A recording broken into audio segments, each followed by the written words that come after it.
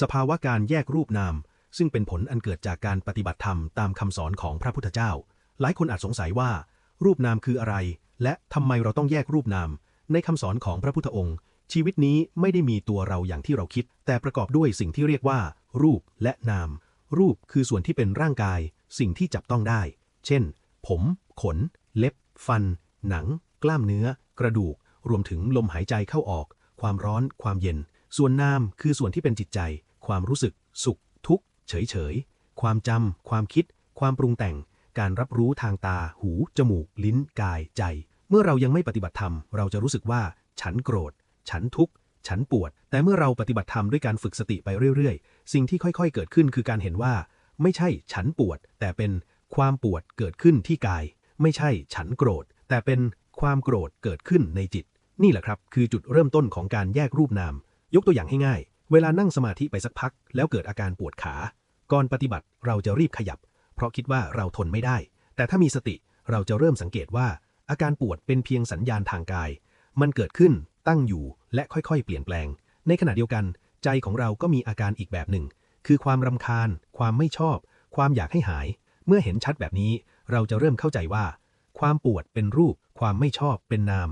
สองสิ่งนี้ทำงานร่วมกันแต่ไม่ใช่ตัวเราเมื่อเห็นบ่อยๆใจจะเริ่มถอยออกมาเป็นผู้รู้ผู้ดูไม่จมเข้าไปเป็นผู้แบกรับในพระสูตรหลายแห่งโดยเฉพาะในหมวดแห่งสติปัฏฐานพระพุทธองค์ทรงสอนให้พิจารณากายในกายเวทนาในเวทนาจิตในจิตธรรมในธรรมนี่คือวิธีฝึกให้เห็นสิ่งต่างๆตามความเป็นจริงเมื่อการแยกรูปนามชัดขึ้นสิ่งที่ตามมาคือปัญญาเราจะเริ่มเห็นไตรลักษณ์เห็นว่ารูปไม่เที่ยงเห็นว่านามไม่เที่ยงความสุขก็ไม่เที่ยงความทุกข์ก็ไม่เที่ยงแม้แต่ความคิดที่เราภูมิใจนักหนาพอผ่านไปไม่กี่นาทีก็เปลี่ยนไปแล้วเมื่อเห็นเช่นนี้บ่อยๆใจจะค่อยๆคลายการยึดถือการแยกรูปนามจึงไม่ใช่เรื่องทฤษฎีแต่เป็นประสบการณ์ตรงของผู้ปฏิบัติบางคนเล่าว่าวันหนึ่งขณะเดินจงกรมทันใดนั้นเกิดความรู้สึกเหมือนตัวเราหายไปเหลือเพียงการก้าวเท้าเหลือเพียงความรู้สึกเคลื่อนไหวเหลือเพียงการรู้ไม่มีเจ้าของนี่ไม่ใช่เรื่องลึกลับแต่เป็นผลจากการฝึกสติอย่างต่อเนื่องและนี่เองที่ทำให้ความทุกข์ลดลงอย่างน่าอัศจรรย์เพราะความทุกข์ส่วนใหญ่ในชีวิตไม่ได้มาจากเหตุการณ์แต่มาจากการยึดว่านี่คือฉันนี่คือของฉันเมื่อรูปก็คือรูปนามก็คือนามใจจะเบาขึ้นลองคิดดูนะครับถ้าวันนี้มีใครตำหนิเราก่อนปฏิบัติเราจะรู้สึกว่าเขาว่าเราแต่เมื่อแยกรูปนามได้จะเห็นว่า